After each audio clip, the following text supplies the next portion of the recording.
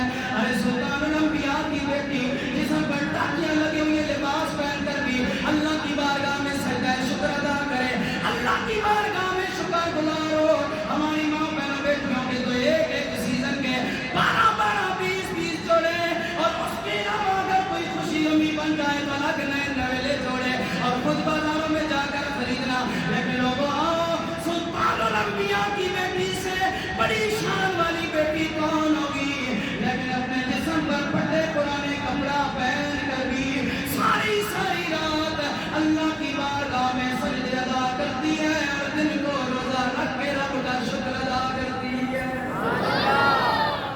آج میرا جسم میری مرضی والی آنٹیاں غور کریں, یہ سیدہ زہرا پاک کی کتنی بلند شان ہے. جو سال کا وقت قریب آیا, دنیا سے جانے لگی, آپ نے اپنے گھر کی خدمت گزار کو بلایا. یہ بتائیں, جب بندہ فوت ہو جاتا ہے عورتیں تو چارپائی جنازہ نہیں اٹھاتی, لہذا مرد اٹھاتے ہیں. میں چاہتی ہوں میں فاطمہ کا زندگی میں بھی شرم و حیا میں فرق نہیں آیا, میں فاطمہ محمد کی بیٹی چاہتی ہوں مرنے کے بعد بھی فرق نہ آئے. میرے مرنے کے بعد بھی فرق نہ آئے. عورت کا جنازہ ہونا کہتے ہیں کوئی بندہ نزدیک نہیں ہوتا, چاہتے ہیں سب کو پتہ ہوتا ہے, اور جو رسم ہوتے ہیں جلدی جنازہ پڑھ کے نا دعا مانگ کے فوراً جنازے کی چارپائی اٹھاتے ہیں, اٹھا کے بار قبرستان میں لے جاتے ہیں. کیوں بھائی, عورت کا چہرہ کیوں نہیں دکھاتے؟ میرا ایک سوال ہے, مرد فوت ہوتا ہے, بچہ فوت ہوتا ہے, لڑکا فوت ہوتا ہے, نوجوان مرد جنس فوت ہوتا ہے, مسلمان کو اس کا چہرہ دکھایا جاتا ہے, عورت کو کیوں نہیں چہرہ دکھاتے؟ میری ماں بہن بیٹی فوت ہو, میں چہرہ نہیں دکھاتا, آپ کی فوت ہو آپ چہرہ نہیں دکھاتے, کیوں؟ فوت ہو گئی ہے, چہرہ دیکھنے میں کیا ہے؟ فوت کی کے بعد چہرہ نہیں دکھاتے. میں کہا مسلمانوں, جو عورت مر گئی ہے جس میں جان نہیں رہی اس کا چہرہ نہیں دکھاتے. اگر مری ہوئی عورت کا چہرہ دیکھنا جائز نہیں ہے تو زندہ عورت کا چہرہ دیکھنا کیسے جائز ہے؟ سوال ہے میرا, جواب دو اس کا. اگر مری ہوئی عورت کا چہرہ دیکھنا جائز نہیں جس کے اندر جان ہی نہیں, لیکن زندہ عورت کا چہرہ دیکھنا پھر کیسے جائز ہے؟ اس لیے آپ نے ہم کو ذرا جان کے یہ صاحب ہم کریں. آج سے ہزار بار نے کہا میاں میں کیا کروں, کیا ہوگا؟ تو آپ نے فرمایا پریشان ہونے کی ضرورت نہیں, اے میرے نبی پاک کی پاک بیٹی پریشان ہونے کی ضرورت نہیں. کہا کیوں؟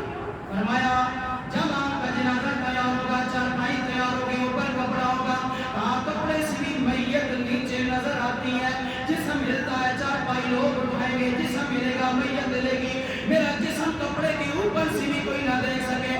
آپ نے فرمایا ایک اور حل ہے, ایمن نے کہا ایک اور حل ہے. کہاں وہ کیا ہے؟ کہاں کھجور کی شاخیں لے کر آئیں گے کہ وہ چارپائی کے اوپر کھجور کی شاخیں اس طرح موڑ دیتے ہیں, کمان کی طرح, تیر کمان کی طرح اس طرح موڑ دیتے ہیں اوپر, اور چارپائی کے اندر میت نظر نہیں آتی.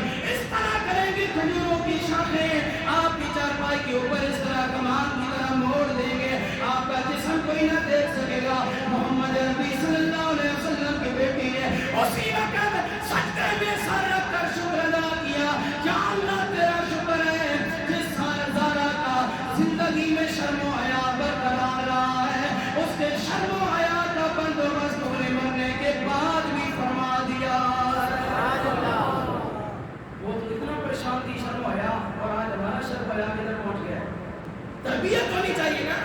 کیا کام ہے جو نہیں سدھرتا؟ ہر کام سدھر سکتا ہے. اگر پوتے کو پڑھا سکنے ہیں, 15 کو نچا سکنے ہیں, توتے کو گلا کرا سکنے ہیں, عورتوں کو ٹھیک نہیں کر سکتے, گھر کے معاملات درست نہیں کر سکتے.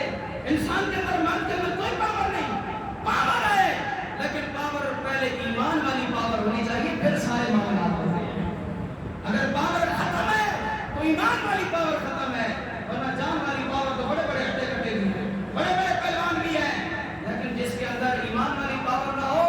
مولا علی کا چھوٹا سا قد تھا, کمزور تھے, لیکن بڑا بڑا پہلوان خیبر کا دروازہ نہ اٹھا سکے. مولا علی نے ایک ہاتھ سے پکڑ کے دوسری طرف پھینک دیا, 40 من وزنی دروازہ مولا علی نے ایک ہاتھ سے کس طرح پھینکا. مولا علی سے کسی نے پوچھا مولا علی کیا؟ فرمایا علی کی جسمانی پاور سے خیبر کا دروازہ نہیں میں نے پھینکا تھا, میں نے ایمانی پاور سے خیبر کا دروازہ اٹھا دیا. ایمانی پاور پیدا کرو, اپنے اندر ایمان کی چمک پیدا کریں. جب ایمان کی چمک پیدا ہوگی اللہ تعالیٰ ہماری ماں بہنوں بیٹیوں کو وہ شرم و حیا عطا فرمائے جو سیدہ زہرا پاک کا شرم و حیا تھا, اس کا نور تھوڑا سا ہمیں بھی عطا فرمائے. اور اسی بات کو بس کرتے ہیں, زہرا